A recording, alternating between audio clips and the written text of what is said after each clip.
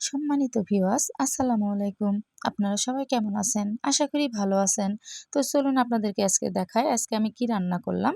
আজকে আমি রান্না করছি পটল আর আলু দিয়ে খাসির মাংস। সেটা করার জন্য প্রথমে আমি ইন্ডাকশন চুলায় একটা ফ্রাই প্যান বসিয়ে দিয়েছি। দিয়ে দিয়েছি পর্যাপ্ত পরিমাণ তেল। এখন দিয়ে দিলাম পেঁয়াজ। পেঁয়াজটা এই পর্যায়ে লাল লাল হয়ে আসলে এখন আমি দিয়ে দেব মশলা বাটা।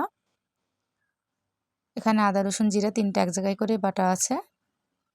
এখন দিয়ে দেব লবণ, দিয়ে দিব হলুদ গুঁড়া, দিয়ে দিব মরিচের গুঁড়া,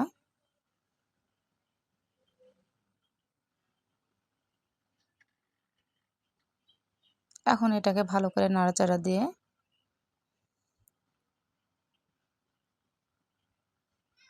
এখন একটু পানি দিয়ে দিব।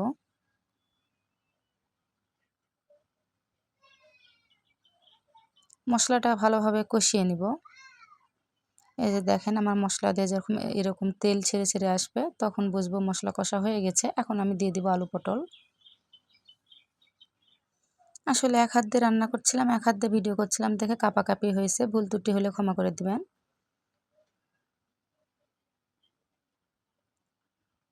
এখন এগুলো খুব ভালোভাবে নাড়াচাড়া দিব।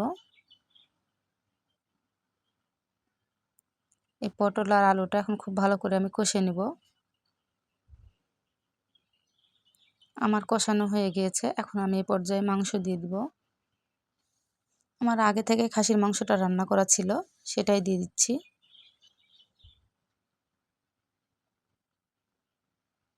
এটা এখন খুব ভালো করে নাড়াচাড়া দিয়ে পর্যাপ্ত পরিমাণ পানি দিয়ে ঢাকনা দিয়ে ঢেকে দিব। এই যে দেখেন আমার তরকারি প্রায় হয়ে আসছে।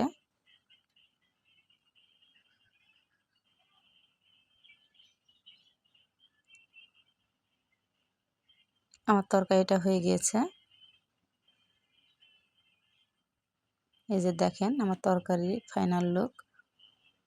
ভিডিওটা যদি আপনাদের ভালো লেগে থাকে একটা লাইক, কমেন্ট, শেয়ার, সাবস্ক্রাইব করে দিবেন। সবাই ভালো থাকবেন। আসসালামু আলাইকুম। আল্লাহ হাফেজ।